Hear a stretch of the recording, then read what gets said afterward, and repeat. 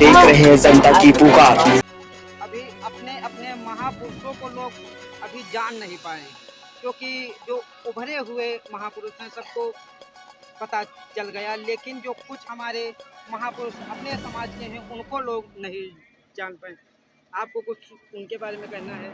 जानने के लिए तो पहले तो मैं ये कहूँगी कि जो हमारे समाज में ये आडंबर से जो हमारी बहनें हैं जिस दिन मुक्त हो जाएंगी उस दिन उस घर का उन घर को ऐसे सुधार हो जाएगा, उस घर की बेटियां हैं, बहनें हैं, परिवार है ऐसे शिक्षित हो जाएगा कि अदर कोई उसको दबाने का या मारने का, जैसे आपने अभी कहा कि लड़कियां हमारी सुरक्षित नहीं हैं, तो सुरक्षित क्यों नहीं हैं? सुरक्षित इसलिए नहीं है क्योंकि हमारा समाज बहुत पीछे है। उसको अभी छोटा सा काम दे दिया जाए थाने तक जाने का तो हमारी यहाँ की जो बहनें आई हुई हैं ये जा नहीं पाएंगी। क्यों नहीं जा पाएंगी? क्योंकि इन लोगों को हम बहुत पीछे छोड़ कर आए हुए हैं। और रही बात है ज़्यादा ना कुछ कहते हुए, जो ये आज़ादी का आज 26 जनवरी हम लोग जो मना रहे हैं, तो ये 26 जनवरी संविधान दिवस मना रहे हैं। संविधान दिवस मना रहे हैं। संविधान को लागू होने से पहले हम मनुस्मृति चल रही थी, उसका शासन चल रहा था, तो उस को दबा करके जो आज हम लोग संविधान की वजह से ऊंचे उठे हैं या समाज में कुछ कार्य करने के लिए या बराबर का जैसे केसी साहब जी ने कहा कि वोट के लिए, तो जो वो हम लोगों को अधिकार मिला है तो वो संविधान की वजह से ही मिला है। इसका हमें बाबा साहब का बहुत मतलब ये कह लीजिए पूरे शरीर के चमड़ी का जूता बना करके बाबा साहब को समर्पित कर दिया जाए, तब भी हम लोग कर्ज से मुक्त नहीं हो सकते। लेकिन कहीं तक हमारे परम पूज्य बाबा साहब B.R. अम्बेडकर साहब ने कहीं तक अपने 4 बेटों को खो दिया अपने समाज के लिए, लेकिन अभी हमारा समाज उसी ढोंग पाखंड में पड़ा हुआ है। आपको इसके बारे में मैम क्या कहना? इसके बारे में जैसे हमारी माता रमाबाई ने जो त्याग किए हैं, तो यहाँ पर हमारे हिसाब से करोड़ों महिलाएं अपने जान की बलि दे दें तब भी माता रमाई का कर्ज नहीं उतार सकती, क्योंकि उन्होंने 4 वो चाहती, अगर माता रमाबाई बाबा साहब चाहते तो पूरा एक देश ले करके राज करते। उन्होंने किस लिए किया? हमारा दबा कुचला समाज है, हमारे दबे कुचले समाज को मान सम्मान मिले, इसलिए उन्होंने 4 बेटों को कुर्बानी दी। जो माता रमाबाई बाबा साहब एक बार पूना जा रहे थे मीटिंग के लिए और घर में बच्चे की लाश पड़ी थी, 1 पैसा नहीं था उनके पास बच्चे के कफन के लिए।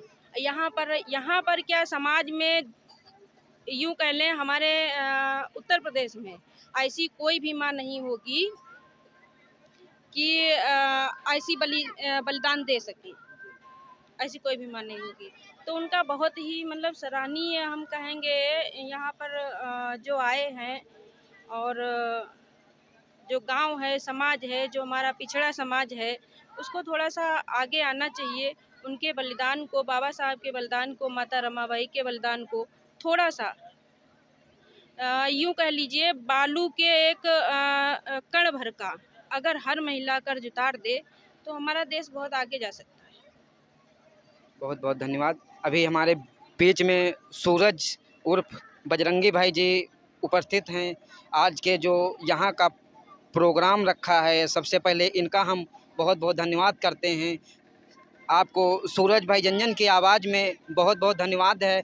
और आपसे ये बताइए कि आपको आज के कार्यक्रम का क्या मुख्य उद्देश्य था?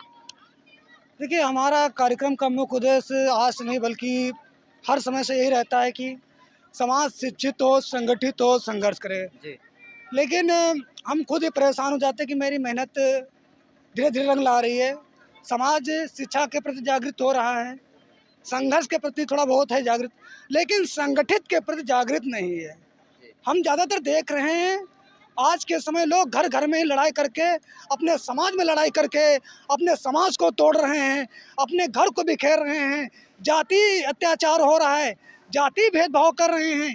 इन सभी बातों को लेकर के हमारा समाज आपस में बढ़ता चला जा रहा है और कमज़ोर होता चला जा रहा है। और कमज़ोर होने के बाद जो हमारे विपक्षी हैं वो हम लोगों पे प्रभावी होते जा रहे हैं, लेकिन हमारे लोग ही मिल करके हम लोगों को दूर मतलब खंडित कर रहे हैं, वहाँ से मतलब भगा रहे हैं, खंडन किया दे रहे हैं और हम लोगों को नुकसान पहुँच रहा है। इसमें मैं हम लोगों से कहना चाहता हूँ, समाज के लोग, हम लोगों के बाबा साहब के द्वारा संगठित, बाबा साहब ने कहा संगठित जब तक हम नहीं रहेंगे तब तक हम आगे नहीं बढ़ सकते हैं। क्योंकि अगर शिक्षित हो गए, संगठित शिक्षित संघर्ष के, अगर हम शिक्षित भी हैं, अगर संगठित नहीं है, तो हम लोगों को, जो लोग संगठित हैं वो लोग, हम लोग जिस पद पे होंगे हमको उस पद से हटा देंगे, क्योंकि वो लोग संगठित हैं। कि संगठन ही हमारी शक्ति है। अगर हम आज बाबा साहब के विचार सोचते हैं या आज संगठित होकर यहाँ पे इतने लोग बैठे संगठन होकर, मैं चाहता हूँ अगर ये बाहर से कोई आदमी आकर यहाँ पे आक्रमण करता है, इतने सब संगठित हैं, कोई मेरा कुछ नहीं कर सकता है।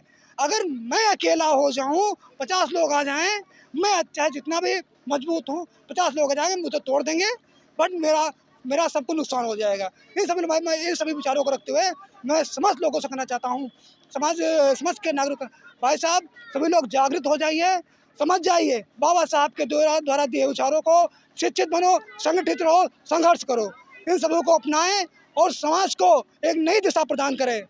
जय भीम, जय भारत, वंदे मातरम। बहुत बहुत धन्यवाद, बहुत बहुत धन्यवाद सूरज भाई जी का। जो माल क्षेत्र में मंझौआ में प्रोग्राम रखा गया था, आप लोग जन जन की आवाज़, न्यूज़ भारत, मंडल bureau chief Vinay Kumar sir.